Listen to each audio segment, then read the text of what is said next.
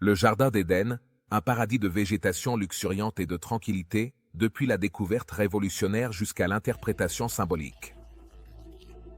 Voici 8 découvertes archéologiques liées à la recherche du Jardin d'Éden. Numéro 10. La découverte révolutionnaire. Dans une révélation incroyable, une équipe d'archéologues dirigée par le Dr. John Smith a fait une découverte qui pourrait réécrire l'histoire de l'humanité.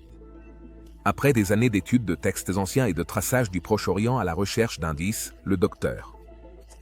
Smith et ses collègues ont découvert ce qu'ils croient être le légendaire Jardin d'Éden. La découverte a eu lieu dans un système de grottes isolées au nord de l'Irak, où l'équipe est tombée sur un vaste réseau de tunnels souterrains. En s'enfonçant dans les cavernes, ils ont découvert avec émerveillement un oasis verdoyant, rempli de plantes exotiques et d'une cascade. L'écosystème unique de la grotte, qui comprend des espèces de flore jamais documentées auparavant, a conduit les chercheurs à croire qu'il pourrait s'agir de l'entrée du jardin biblique d'Éden. Le Dr. Smith, qui a consacré sa carrière à percer les mystères du monde antique, a exprimé son enthousiasme face à cette découverte. Nous avons toujours cru que le Jardin d'Éden était un endroit réel, mais jusqu'à présent, nous n'avions aucune idée d'où chercher, a-t-il déclaré. Le fait que nous ayons découvert un endroit qui correspond si bien à la description biblique est vraiment extraordinaire. Les découvertes de l'équipe ont été accueillies avec enthousiasme et scepticisme par la communauté scientifique. Alors que certains experts ont salué cette découverte comme un grand pas en avant dans l'archéologie biblique. D'autres ont mis en garde contre le danger de tirer des conclusions hâtives, en se basant sur des preuves limitées. Cependant, le Dr. Smith et son équipe restent convaincus d'avoir trouvé l'objet authentique. Le système de grottes en lui-même est une merveille de la nature. Sur plusieurs kilomètres, sous la surface de la Terre, l'équipe a tracé un vaste réseau de tunnels et de chambres, dont beaucoup contiennent des artefacts anciens et des inscriptions qui pointent vers la riche histoire du lieu. Certains de ces objets datent de milliers d'années. Ce qui suggère que la grotte a pu être utilisée par les premières civilisations humaines. Un des aspects les plus intrigants de la découverte est la présence d'une cascade à l'intérieur de la grotte. Selon le récit biblique, un fleuve coulait d'Éden pour arroser le jardin avant de se diviser en 4 branches. Le fait que la grotte contienne une source d'eau qui correspond à cette description n'a fait qu'accroître la conviction de l'équipe d'avoir trouvé le véritable emplacement du Jardin d'Éden. La flore singulière de la grotte a également attiré l'attention de botanistes et d'écologistes du monde entier. Beaucoup des espèces trouvées dans la grotte ne ressemblent à rien de ce qui a été vu auparavant, avec un étrange feuillage luminescent et des fragrances exotiques.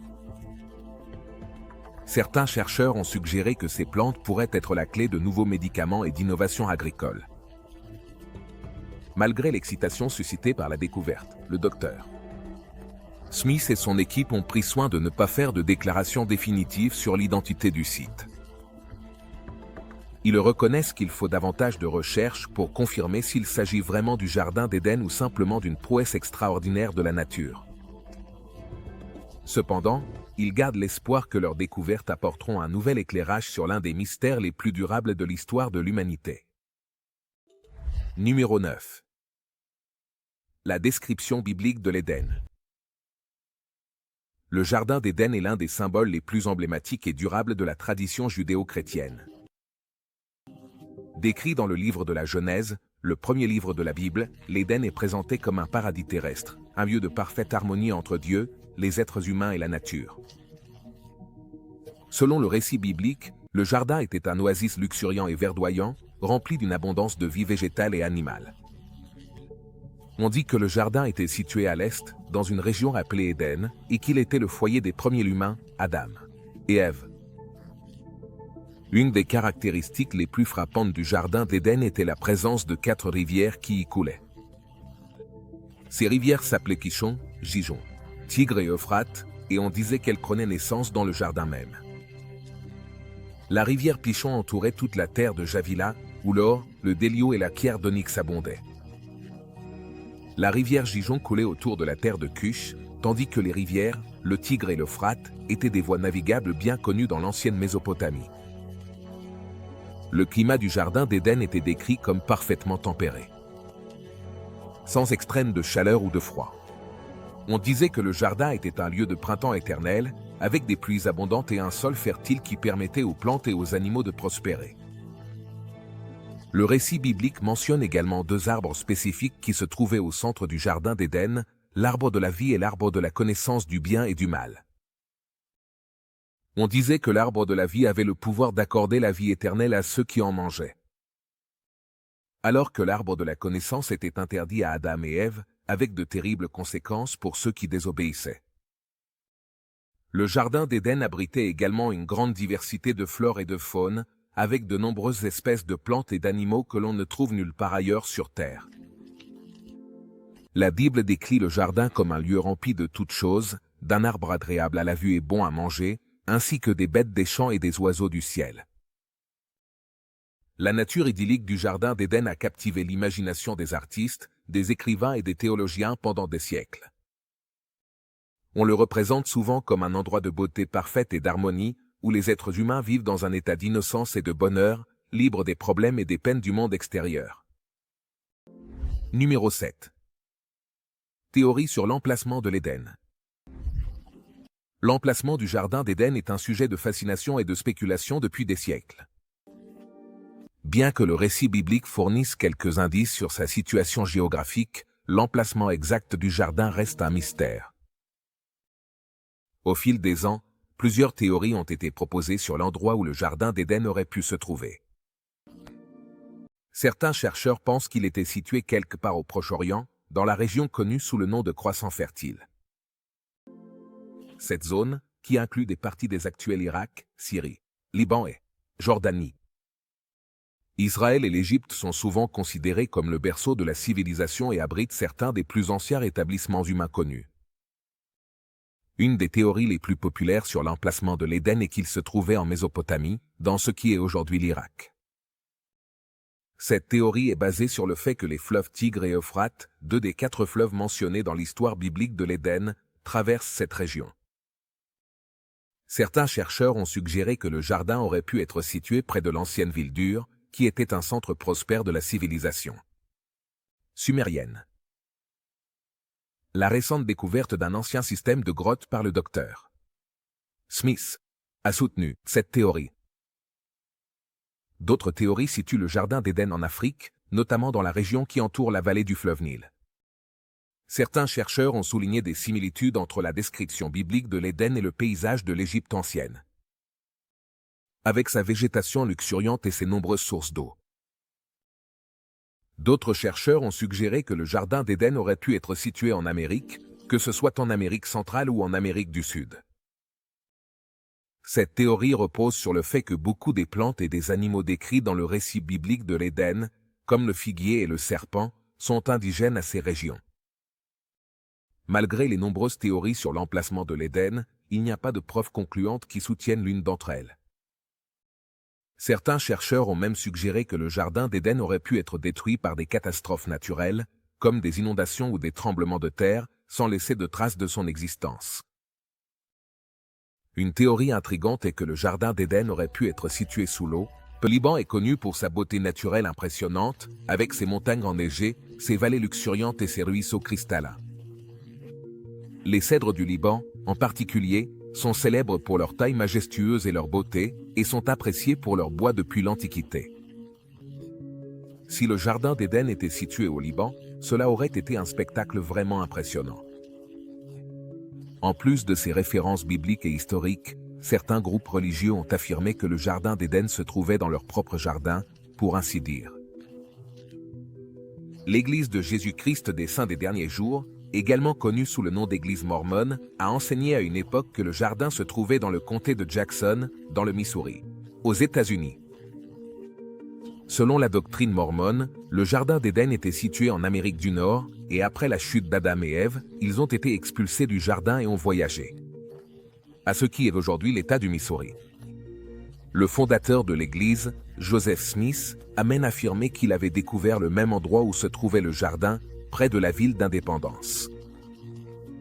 Un autre groupe religieux, la Société Panacea, basée à Bedford, en Angleterre, croyaient que leur ville natale était l'emplacement du Jardin d'Éden. La société a été fondée au début du XXe siècle par une femme nommée Mabel Bartro, qui prétendait être le Shiloh, ou la Messie féminine, qui préparerait la seconde venue du Christ. Bartro et ses partisans croyaient que Bedford était le lieu original du Jardin d'Éden et que ce serait l'emplacement de la Nouvelle Jérusalem, où le Christ reviendrait sur terre. Ils ont même construit une petite chapelle et un jardin à l'endroit où ils croyaient que se trouvait l'arbre de la vie. Bien que ces emplacements alternatifs du Jardin d'Éden, elles peuvent sembler invraisemblables ou même absurdes pour certains, mais elles démontrent le pouvoir durable de l'histoire de l'Éden et sa capacité à captiver l'imagination des gens de toutes les cultures. Et à travers l'histoire. Numéro 5. Preuves historiques et archéologiques du Jardin d'Éden. Au fil des ans, plusieurs découvertes intéressantes ont été faites, qui peuvent éclairer les origines de l'histoire de l'Éden et son importance culturelle et religieuse. L'une de ces découvertes a été faite dans le parc national de Tel Ashish, situé au centre d'Israël. En 2016, des archéologues ont découvert un sanctuaire unique datant du VIe siècle avant J.C., à l'époque du premier temple de l'histoire juive. Le sanctuaire a été trouvé près de l'emplacement de l'ancienne ville de Laki, qui était un important centre de pouvoir et de commerce à l'époque biblique. Le sanctuaire en lui-même. C'était une petite structure rectangulaire de un peu plus de 4 mètres de long et 4 mètres de large. À l'intérieur, les archéologues ont trouvé plusieurs artefacts, comme un autel en pierre, une paire d'autels avec des cornes et une série de petites figurines et de fragments de céramique.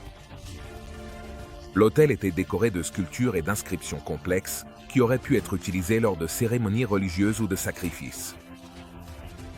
Ce qui rend cette découverte particulièrement significative, c'est sa possible connexion avec l'histoire du Jardin d'Éden.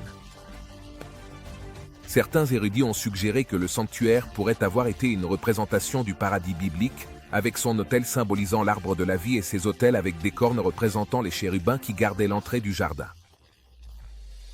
Bien que cette interprétation soit spéculative, elle suggère que l'idée d'un jardin sacré ou d'un paradis était un motif commun dans l'ancienne culture du Proche-Orient, et que l'histoire du Jardin d'Éden pourrait s'être inspirée de ces traditions antérieures. Numéro 4. La porte de la ville de Laki. Également située dans le parc national de Tel Laki. La porte, qui date du XIIe ou XIIIe siècle avant J.C., est l'une des plus grandes et des mieux conservées de l'époque biblique jamais découverte. La porte en elle-même est une structure impressionnante, mesurant environ 24 mètres de long et 80 mètres de large, avec une hauteur de plus de 4 mètres. Elle a été construite avec d'énormes blocs de pierre, dont certains pesaient plus de 10 tonnes, et étaient fortifiés avec des tours et des salles de garde. À l'intérieur du complexe de la porte, les archéologues ont trouvé une série d'objets qui fournissent des informations sur la vie quotidienne dans l'ancienne Laki. Parmi eux, des bancs où les gens s'asseyaient et socialisaient, ainsi que des impressions de sceaux et d'autres documents administratifs qui éclairent la vie économique et politique de la ville. Bien que la porte de la ville de Laki n'ait pas de lien direct avec l'histoire du Jardin d'Éden, elle offre un aperçu fascinant du monde de l'époque biblique et du type de centres urbains qui existaient à cette époque. Cela démontre également la sophistication et la complexité de l'ancienne société du Proche-Orient, qui a pu influencer le développement de traditions religieuses et culturelles, comme l'histoire de l'Éden. Peut-être que l'une des figures historiques les plus intrigantes associées au Jardin d'Éden est Christophe Colomb, l'explorateur italien qui a navigué vers les Amériques en 1492.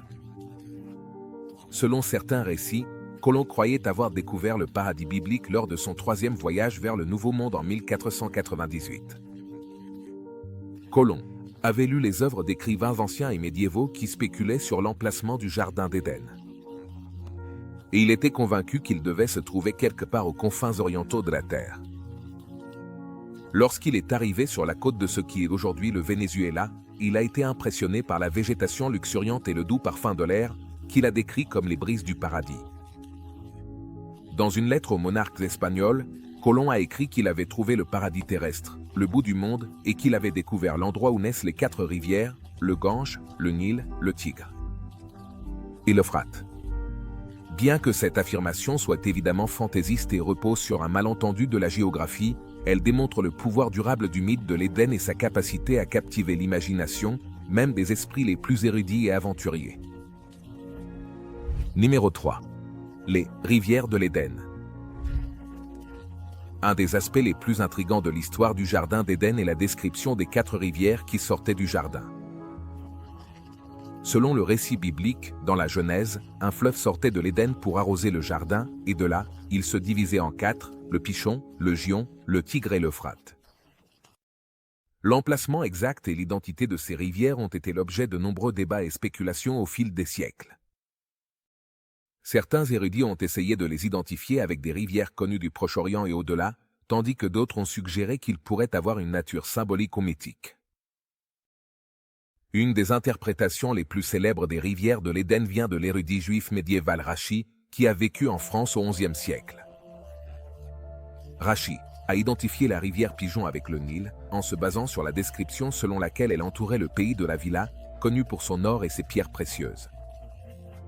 Il a soutenu que le nom Pichon était lié au mot hébreu qui signifie augmenter, ce qu'il considérait comme une référence à la crue annuelle du Nil et à la fertilité qu'elle apportait à la terre.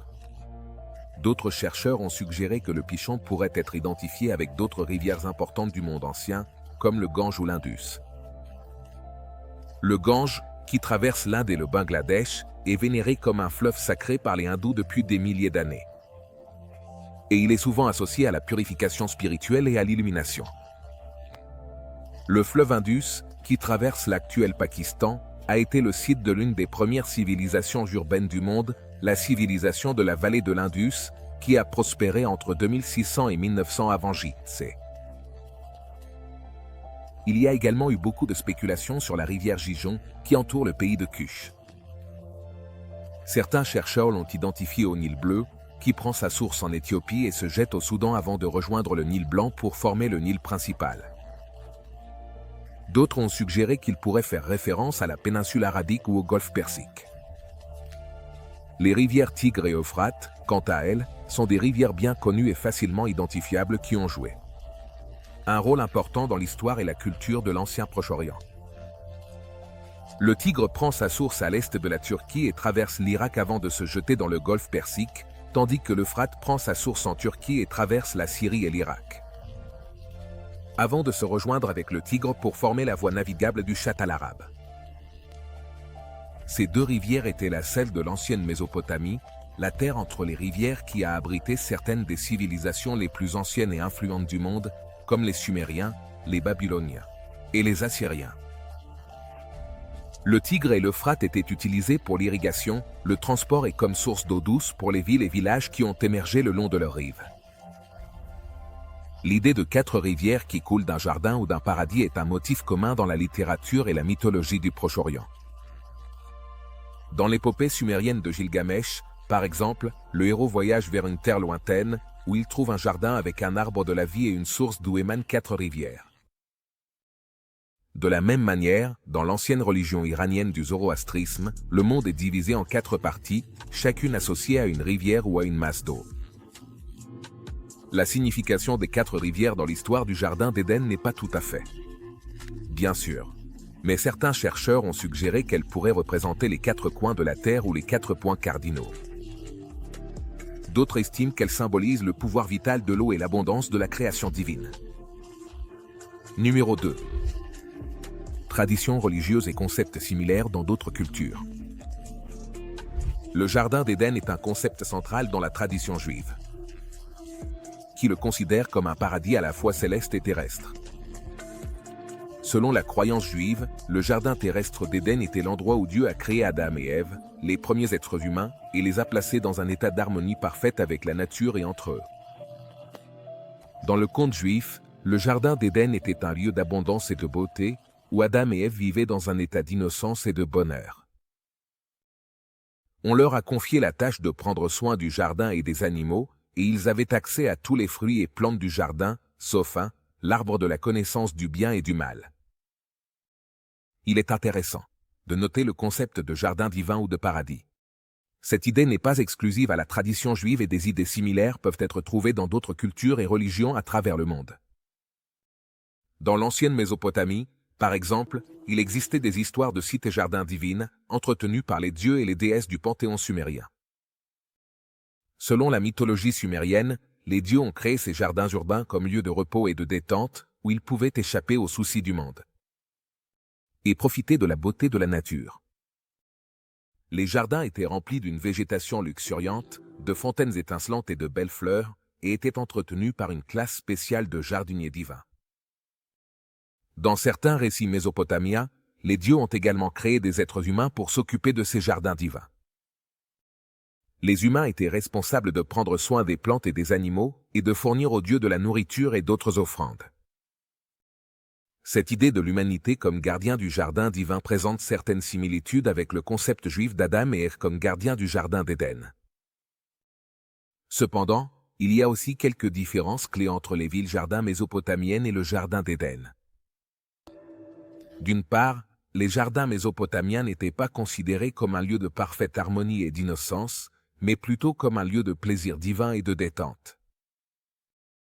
Les dieux de Mésopotamie n'étaient pas toujours bienveillants ou affectueux envers l'humanité, et la relation entre les dieux et les humains était souvent marquée par la peur, l'obéissance et le sacrifice. Une autre différence clé est que les jardins des villes mésopotamiennes n'étaient pas associés à un unique dieu ou figure créatrice, mais plutôt à un panthéon de dieux et déesses, chacun ayant ses propres domaines de responsabilité et d'influence. En revanche, le jardin d'Éden est étroitement associé au Dieu de la Bible hébraïque, considéré comme le créateur et le soutien de toute vie. Numéro 1. L'interprétation symbolique. Bien que le jardin d'Éden soit souvent considéré comme un lieu littéral dans la tradition religieuse, de nombreux érudits et penseurs l'ont également interprété comme un puissant symbole, avec une signification spirituelle et psychologique profonde. Dans cette perspective, le jardin d'Éden n'est pas seulement un lieu physique, mais une métaphore de la condition humaine et du voyage vers l'illumination spirituelle. Une interprétation courante du jardin d'Éden est qu'il représente un état d'innocence et de pureté, un lieu de parfaite harmonie et d'unité avec le divin.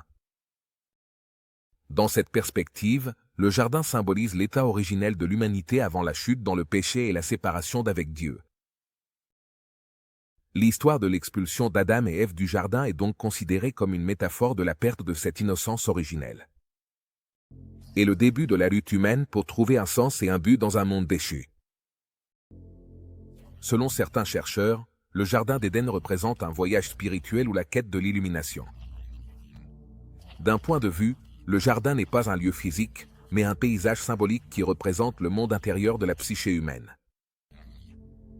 Le voyage à travers le jardin, avec ses tentations et ses défis, est considéré comme une métaphore du processus de croissance spirituelle et d'autodécouverte. Dans cette perspective, l'histoire d'Adam et Ève peut être vue comme une parabole sur le désir humain de connaissance et les dangers de l'orgueil et de la désobéissance. Le serpent qui tente Ève de manger du fruit de l'arbre interdit représente la voie de la tentation et l'attrait du savoir interdit. L'acte de manger du fruit de l'arbre. On le considère comme un symbole du désir humain d'être comme Dieu, d'avoir du pouvoir et du contrôle sur le monde. Les conséquences de cet acte, l'expulsion du jardin et l'introduction du péché et de la mort dans le monde, sont considérées comme un avertissement sur les dangers de l'orgueil et l'importance de l'humilité et de l'obéissance. Merci de nous avoir regardés. À la prochaine.